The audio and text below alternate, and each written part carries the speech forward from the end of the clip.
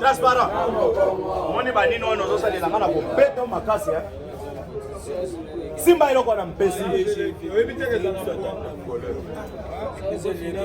Wao na Mswahili anaibaka. Wao Mswahili waje. Mimi nasema kwa Mswahili waje. Mpesi Mswahili wa mwili.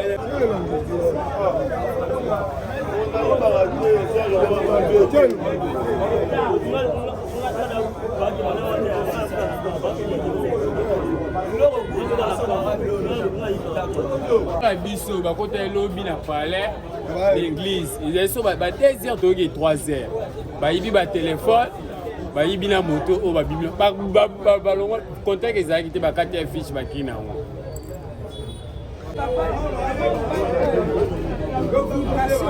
kalanga kwa kusa kalanga zwanga $20 na 10,000 francs kwa mibale au chokalenga zala na kamara na ngai bazala 4 basunga $30 na bila mato ya mama biso mtabotola masaki za kamara ne C4 mais za triquer bango nyonso yenda bimisa machette ka juste la station ya ngudu wana na ba ole kamwe ba lo ba susu ezate ba komo otango ba kisi na avenir ya bar évasion chantier mo eza wana meda ba tola ba kosi na biso na 4 milinga na ya lobi ke yena na mwana mo bazaki na ye Joël bando violé ngai bango mibale ba violé camarade na ngai na fuka mina banjo lela na yebisi ngai ah yo zo continuer ka na ngai to ka liboso na tika yo on sous deuxième fois ndesko ye adono C4 to tika ye akende to sa charger kaka na moko o denga na bimi na banjo ko ya batika na camarade na ngai ba des alliés ba banjo saka na ye na tika termis sangu na yo benga ba solende ba to kuta ba kondi ba sa musala bango za des alliés na ba zo sanga bilo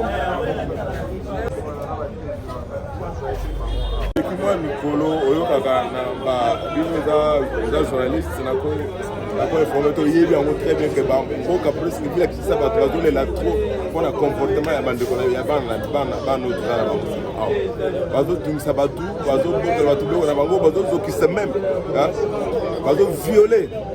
Alors comme tenir makambo wana tosamanaki na équipe toyokanaki topesani bamayele bapesi to basible biseke ne baoperaka na mode opératoire na bango donc toorganize opération na butu ya lobi mandaki lobi ya 22h tokosala 4h35 du matin nde tokangi bato ozomona oyo babotala bamoto kobotala to moto bazoutilize sisa soki babotala balabala te bazokota ntina lopango ata okangi ndenge nini bakobuka bakokata na instrument na bango wana bazali groupe ya bato 6 bamosusu bakimi oyo nde torekiperaki baza mpe na baramification na bacontre mosusu na kopo nanga kisambuma wana Eric me babenganga mpe bitakwira banomanga musalo la police ezosala en tout cas félicitations longonya na kati ya mboka na biso problème ba kuluna en tout cas ezodéranger biso makasi nga napesaka faute ya baparent parent yo boti mwana ntango ozomona mwana ozoyoka makelele luka ndenge nini olanda situation mwana osala enquête lelo para azo soutenir mwana kuluna oyo ya boti bakuluna bazobatela bango na quartier ezopesa biso faute. Deuxième faute eza ba chef de riz ba chef de localité esengeli ko aider la police place kulu nazali yo yebi na veni wana batia yo kulu naza na point ozobomba ye même ta biso moko population toza collaboration na la police topesa bango soki topesi bango bakulu na bazwi bango kimia ebanda kota na bakartier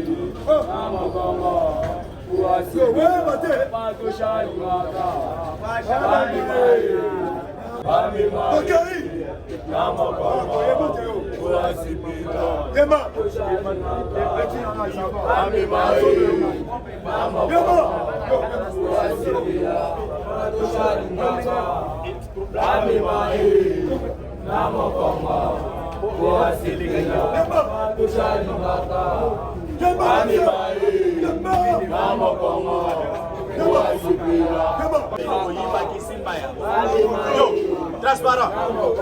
Moni banini ono zosalela ngana ko beta makasi ya. Simba iloko na mpesi. Wewe unaona Mswahili anaibaka. Wewe Mswahili wa je? Mimi nasema kwa Mswahili wa je? Mpesi Mswahili wa mwili.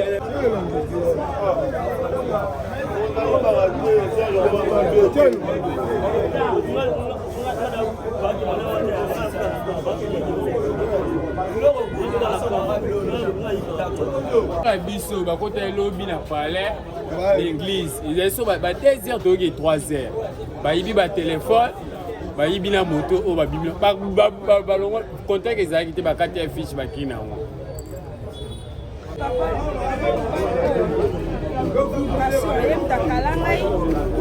kalanga kalanga zwanga $20 na 10,000 francs pour mibale auto kalinga zala na camarade na ngai bazala 4 basunga $30 na bila mato ya mama biso mutabotola masaki za camarade C4 mais za triqué bango nyonso yenda bimisa machette ka juste na station ya nguvu wana na ba le camarade ba lo ba susu ezate ba comme otango ba kisi na venir ya bar évasion chantier mo eza wana meda ba tola ba kosi na miso na 4 milinga na ya lobi ke yena na mwana mo bazaki na ye Joël bando violé ngai bango mibale ba violé camarade na ngai na fuka mina banjo lela na yebisi ngai ah yo zo continuer ka na ngai to ba liboso na tika yo on sous deuxième fois ndesko ye adono C4 to tika ye akende to sa charger kaka na moko o denga na bimi na banjo ko ya batika na camarade na ngai ba déshabiller ba banjo saka na ye na tika termis sangu na yo benga ba solende ba to kuta ba kondi ba sa musala bango za déjà biloko na ba so sanga biloko Moi Nicolo oyokaka na ba bino za journaliste na ko informer to yebi yango très bien que ba mboka presque vile kisa ba trazole la trop pour na comportement ya bande ko ya bana no tsara ba bazo tumisa batu bazo boka batu be na bango bazo zokisa même bazo violer. Alors compte tenu makambo wana tosamanaki na équipe oyo toyokanaki topesani bamayele bapesi to basible biseke nde baoperaka na mode opératoire na bango donc toorganize opération na butu ya lobi mandaki lobi ya 22h tosala 4h35 nde tokangi bato ozomona oyo babotala bamoto kobotala ta moto bazoutilize sisa soki babotala balabala te bazokota ntina lopango ata okangi ndenge nini bakobuka bakokata na servant na bango wana bazalaki groupe ya bato 6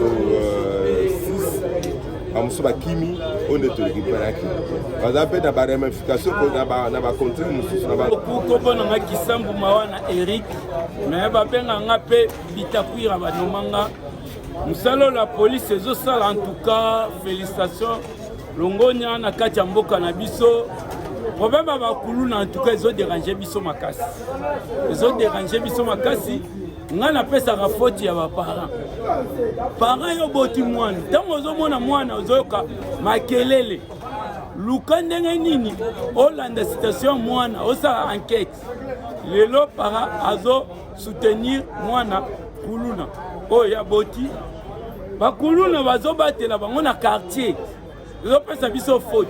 Deuxième faute, c'est chef de riz, chef de localité. Et c'est aider la police.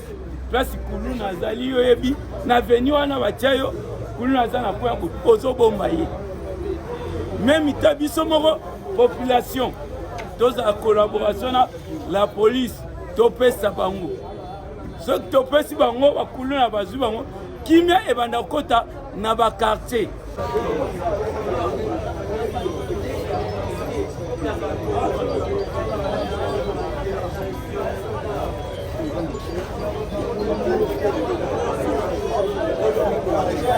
Compte tenu des plaintes de la population, nous avons formé une équipe hier soir pour sillonner dans tous les quartiers à problème. Donc une sorte d'opération spéciale de cercle de pompage. Les orientations ont été données par les deux responsables qui ont conduit l'équipe. Alors ils ont parcouru le site de Maloka par City, Kimboa là, Ideda, ils ont remonté en Bouti, ils ont fait aussi Mimosa, donc ils ont sillonné presque notre zone opérationnelle. C'est par cette opération qu'on a eu à mettre la main sur ces instituts que vous voyez derrière moi. Depuis un certain temps, le tronçon pompage qui moi là pose problème. Il y a chaque jour qui passe, on ravit la moto. Chaque jour qui passe, on attaque un motard. Alors on a eu un certain renseignement selon lequel on a eu quand même à dénicher l'endroit où ils œuvrent et l'endroit où ils se cachent pendant cette période où ils sont en train de déranger la population. C'est ainsi qu'on a préparé, on a bien préparé cette intervention parce que la personne qui avait l'information nous a dit et réellement ça ne va pas. Quand ils sont passés par là, ils ont mis la mise sur ce monsieur.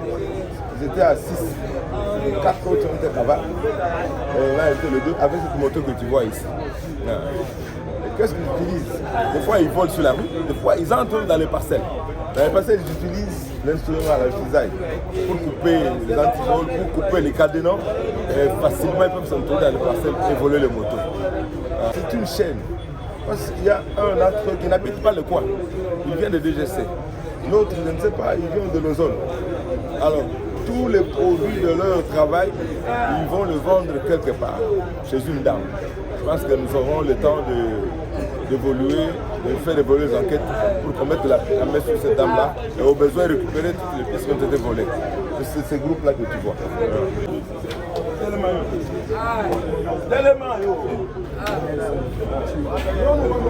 Lui, c'est du côté de Mout. Il vole, il viole même. J'ai vu la dame qui était là tout à l'heure. Elle a été victime. Là, c'est pionnier. Il fait tout dans le sens du mal, bien sûr. Il vole, il attaque les paisibles citoyens avec les gens que vous connaissez. Hier, comme il y a toujours un jour, on a eu hier, sa plaignante est venue directement. Je sais qu'il y a d'autres qui viendront pour pouvoir témoigner contre ces personnes. C'est que nous en coulons, du côté du terrorisme, Le message le plus important, que la population nous aide à dénoncer tous ces gens ici. Il y a certains messieurs, ils connaissent, ils ont des informations fiables pour nous permettre de traquer ces malfrats. Mais ils ne disent pas, ils ne dénoncent pas. Comme tout à l'heure, là, dehors, là, dans la foule, là, il y a quelqu'un qui dit, ah, voilà, ça coulona. Mais quand on dit bien, oh, ils se cachent. Donc la population et le courage de dénoncer, c'est pour leur bien. C'est pour leur bien que nous faisons ce travail ici. On ne dort pas, on est là, toute la nuit, on a veillé pour traquer ces malfaiteurs. Mais qu'ils viennent, ils sont là devant nous. Ils peuvent nous aider à ajouter encore quelque chose sur ce qu'ils commettent comme bêtises, comme mal auprès de la population. C'est ça le message, qu'ils viennent, qu'ils nous aident.